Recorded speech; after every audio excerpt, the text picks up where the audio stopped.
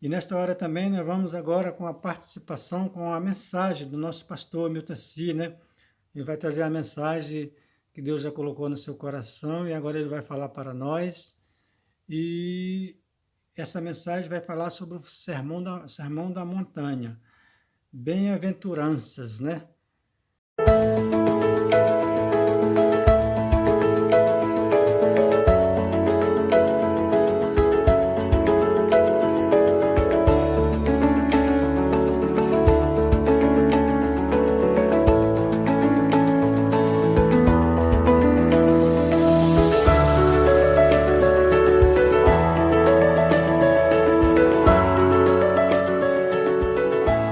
Boa noite, povo de Deus. É uma alegria estar com vocês mais uma vez neste encontro. Nós estaremos falando de um novo tema. Nós vamos falar sobre o Sermão do Monte e eu desejo a todos vocês um bom estudo. Gostaria que vocês participassem sempre desses estudos que nós estamos apresentando. Nós encerramos um assunto que foi a volta de Cristo. Estamos agora abordando o capítulo 5 ao capítulo 7 de Mateus, que fala sobre o Sermão do Monte, e é um prazer muito grande contar com vocês durante esse período. Nós estamos no primeiro assunto, no primeiro ponto desse sermão, primeira parte desse sermão, Sermão do Monte, e hoje nós comentaremos sobre o capítulo 5 de Mateus, somente do verso 1 ao verso 12. E esse texto ele recebeu o nome de Sermão do Monte porque Jesus proferiu esses ensinamentos em um monte, numa montanha, talvez uma colina. Essa preferência de Jesus por lugares mais elevados, né, era para que sua voz tivesse um alcance de um maior número de pessoas, um local mais aberto, onde ele pudesse ficar mais destacado. Tá? Então, por isso Jesus tinha essa preferência. E Mateus põe então o nome desse sermão, ou desses sermões, né, de Sermão do Monte. Vamos então para a leitura do texto. Eu estarei lendo agora o verso 1 do capítulo 5 de Mateus, que diz assim: Vendo Jesus as multidões, subiu ao monte e, como se assentasse, aproximaram-se os seus discípulos. E ele passou a ensiná-los, dizendo... Veja, quando nós lemos e ele passou a ensiná-los dizendo, né, temos a impressão que Jesus estava se dirigindo somente aos seus discípulos, tá? Mas esse sermão ele foi dirigido não somente aos discípulos, mas às multidões. Nós vimos no capítulo 7, verso 28, que ainda está dentro do Sermão do Monte, que o texto, né, fala assim: quando Jesus acabou de proferir estas palavras, estavam as multidões maravilhadas da sua doutrina. Então veja, as multidões estavam maravilhadas da doutrina. Então Jesus começa a ensinar às multidões e aos seus discípulos. Interessante é que nós encontramos aqui a expressão multidões, né, porque esse plural alude aos vários grupos das diferentes áreas geográficas mencionadas no capítulo anterior, no capítulo 4, verso 25.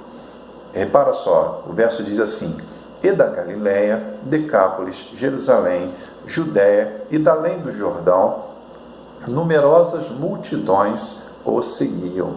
Então Jesus sobe ao monte, se destaca com seus discípulos ali e começa a ensinar aquelas multidões. Por isso o plural, multidões.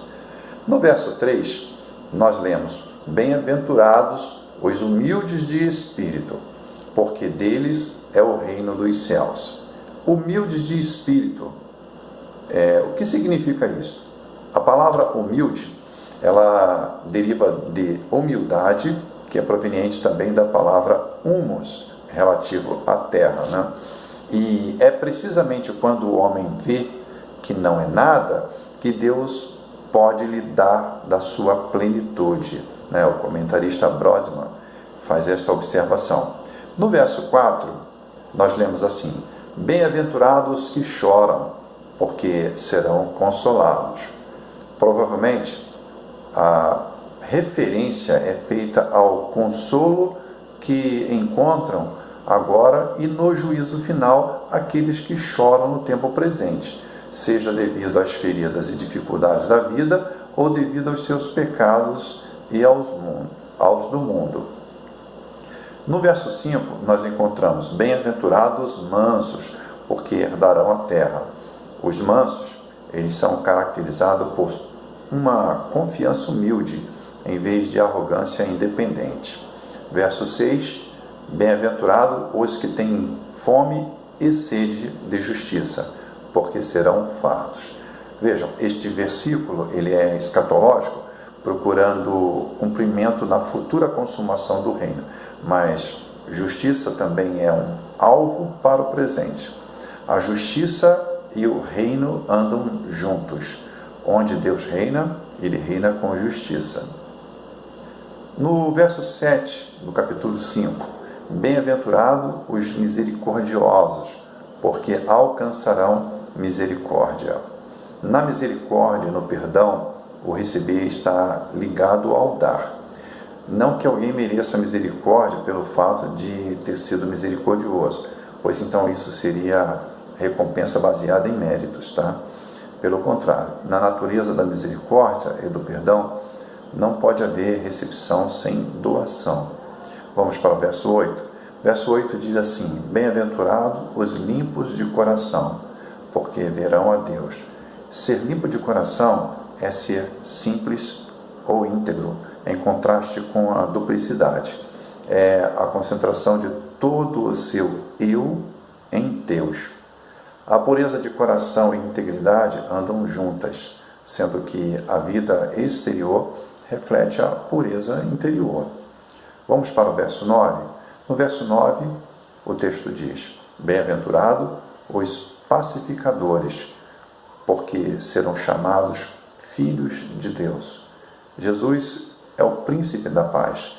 Jesus ensinou que os filhos de Deus são aqueles que se unem a Ele na sua obra de pacificação. Ser chamado é ser, pois o nome reflete a natureza. Vamos agora para os 3 últimos versos, que é o 10, 11 e 12, que diz assim: bem-aventurados os perseguidos por causa da justiça, porque deles é o reino dos céus. Bem-aventurados sois quando, por minha causa, vos injuriarem e vos perseguirem, e mentindo, disserem todo mal contra vós. Regozijai-vos e exaltai, porque é grande o vosso galardão nos céus, pois assim perseguiram aos profetas que viveram antes de vós. Observe, a perseguição, o abuso como tal, não é uma bênção, mas aqui promete-se bênção para os crentes no seu sofrimento por Cristo. Em Filipenses 1,29, nós lemos: porque foi concedida a graça de padecerdes por Cristo e não somente crerdes nele. A bem-aventurança é válida apenas para quando a pessoa sofre no serviço de Cristo e da justiça, tá? E quando as acusações de maus atos são falsas. Uma pessoa pode sofrer oposição porque anda errada, e ela, nesse caso, é ímpia ou simplesmente perturbadora. Para os que, como os profetas, sofrem por amor à verdade, da verdade e do direito, há um galardão nos céus. Não há certeza de vingança ou de recompensa entre os homens agora. Com certeza, a recompensa pertence ao futuro, mas mesmo agora, do ponto de vista dos céus, aqueles que desta forma sofrem estão em um estado de bem-aventurança. A certeza pertence aos que sofrem por aquilo que, por fim, prevalecerá. Jesus está mostrando que tais pessoas que observam esses seus ensinamentos e colocam em prática, elas são bem-aventuradas, são alvos, dessas beatitudes, que são bênçãos espirituais. Então, felicíssimo são aqueles que absorvem o ensinamento, as doutrinas de Jesus, colocando em prática em suas vidas. Nós vamos orar pedindo ao Senhor que nos dê força para que, entendendo a sua palavra e colocando em prática, nós possamos perseverar neste mundo de tristeza, de sofrimento, né, onde Jesus diz: no mundo tereis aflições. Então, enquanto estamos aqui, nós vamos contar com a força que o Espírito de Cristo, né, nos dá, tá, para vencermos todas essas dificuldades e batalhas. Então, precisamos, como discípulos de Jesus, ser servos bem-aventurados. Vamos orar pedindo a Deus estas bênçãos. Pai eterno, te agradecemos pela oportunidade que o Senhor nos concede de estar meditando na Tua Palavra. Nós pedimos a Ti, Senhor, que nós, Teus servos, pela Tua misericórdia e graça, sejamos alvos dessas beatitudes. Pedimos, Senhor Deus, que o Teu Santo Espírito remova em nós tudo aquilo que não está de acordo com a Tua vontade e que a nossa vida seja uma vida íntegra, uma vida onde observemos os princípios contidos na Tua Palavra, que são princípios santos, que visam, Senhor Deus, o bem-estar social e a comunhão contigo. Nós Te louvamos, exaltamos o Teu nome e pedimos a Tua bênção na vida de todos os Teus servos, de toda a família, Senhor, que está sobre esta terra. E nós oramos em nome de Jesus. Amém. Deus abençoe cada um de vocês. Foi um prazer estar com vocês, né, compartilhando um pouquinho, uma porção da palavra de Deus e até a parte, né, segunda parte deste estudo, né, sobre o Sermão da Montanha. Deus abençoe vocês e conceda uma excelente noite. Amém. Palavra edificante aos nossos corações, né? Uma palavra que fala sobre as bem-aventuranças, né? E assim está encerrado o nosso culto dessa noite, com gratidão no coração, pelo amor que Deus tem para conosco. Todos tenham uma boa noite, na paz do Senhor Jesus.